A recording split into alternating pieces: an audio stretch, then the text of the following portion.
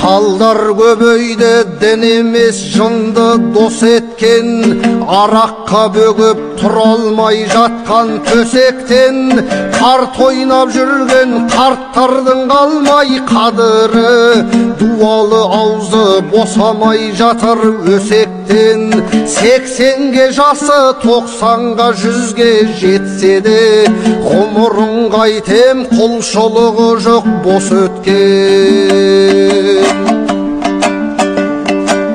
Қазіргі әжең 70-ке жеткен жасы бар, қиылған қасы, боялған селдір шашы бар. Майдың орнына маргарин алып дүкеннен, шайдың орнына шарапты ішіп шашылар. Немере емес мысығын басып бауырына, шөбере емес күшігін күтіп асырар.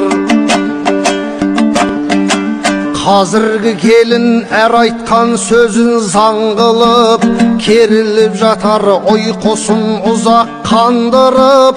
Қауқарсыз қалған қарт ата-енесін жақтырмай, айғайыменен ойбайы тұрар жаңғырып. Қара шалдарым қара шаңырағын қалдырып, қарттардың үйін паналап кетті-ау қаңғырып. Қыздарым мынау бояуын жағып бір батпан, сыра сіміріп темекісінен күл қаққан.